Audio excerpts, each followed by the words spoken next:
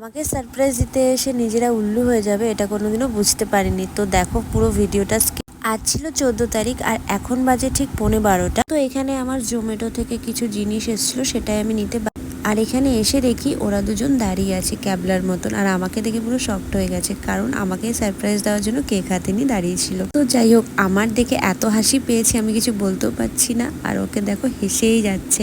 আর এখানে আমাকে বলছিল যার সারপ্রাইজটা দেওয়া হলো না। এবার তোমাদেরকে বলি যে এটা কি ছিল। এটা অ্যাকচুয়ালি আমার বন্ধু ব্যাঙ্গালোর থেকে আমাকে সারপ্রাইজ দেওয়ার জন্য একটা কেক অর্ডার করেছিল, সেটাই আমি নিতে গেছিলাম বাইরে। আর এটা আমার বেস্ট ফ্রেন্ডই বলতে পারো। তো কেকটা না ভীষণ সুন্দর হয়েছে, থ্যাংক ইউ সো মাচ এত সুন্দর একটা কেক পাঠানোর জন্য।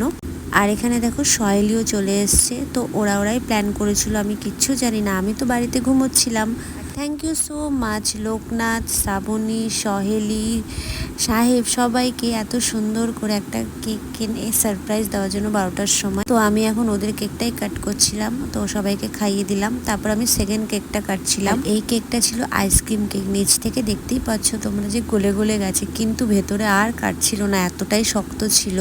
তো ওপরে যে চকলেটটা ছিল সেগুলোই না আমি সবাইকে খাইয়ে দিয়েছি, আর আমিও একটু টেস্ট করে দেখলাম, তো ভীষণই টেস্টি ছিল কেকটা, আমার ভীষণ ভালো লেগেছে। আর সবাইকে থ্যাংক ইউ সো মাচ যে রাত 12টার সময় এত সুন্দর সারপ্রাইজ দেওয়ার জন্য আমাকে। আমি ভীষণ খুশি হই, ছোট ছোট মোমেন্টগুলো আমার ভীষণ ভালো লাগে, জানি না কেন। তো এখানে মাসিকেও খাইয়ে দিলাম। আর মিলি ছিল ওপরে, মিলি নিচে ছিল না, তাই মিলিকে খাওয়াতে পারিনি। আর মিনি যেহেতু ছিল, কিন্তু মিনির শরীরটা না একটু খারাপ আছে, ও কেক টেক খাবে না, আর চকলেট কেক তো ওরা খায়ই না।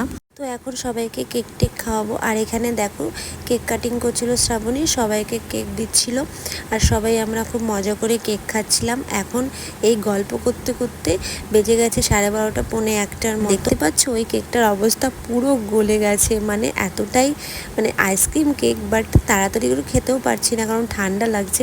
আর এই কেকটা গিয়ে এখন আমি রেখে আসবো, কারণ এতগুলো কেক একসাথে খাওয়া যাবে না, ওরা কালকে হয়তো খাবে। আর আমার অ্যাকচুয়ালি জন্মদিন কিন্তু 15 তারিখে।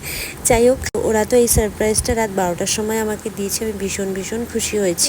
এখন এরা বাইরে যাচ্ছিল আমাকে নিয়ে, কারণ এরা নাকি আমাকে এখন সেল ফাটাবে। যাই হোক, ভেতরে তো আমি ফাটাতে দিইনি, কারণ ঘর নোংরা হবে আমি জানি, আর কেকের ওপরে ফাটালেও তো কেকের অবস্থা খারাপ হয়ে যাবে। আর এখানে সাহেবের অবস্থা দেখো, আমাকে পুরো ভূত করে দিয়েছে স্প্রে দিয়ে। এত রাত্রেবেলা তো স্নানও করতে পারবো না। যাই হোক, আজকের দিনটা ভীষণ ভালো মতন কাটালাম, আমার ভীষণ ভালো লেগেছে, মানে ছাড়ছেই না, যত স্নো ছিল সব আমাকেই দিয়েছে। তো চলো, ভিডিওটা এই পর্যন্ত, দেখা হচ্ছে নেক্সট কোনো মিনি ব্লগে। আর তোমাদের ভিডিওগুলো যদি ভালো লেগে থাকে চ্যানেলটা অবশ্যই সাবস্ক্রাইব করে দিও। আর ভালো থেকো, সুস্থ থেকো, টাটা।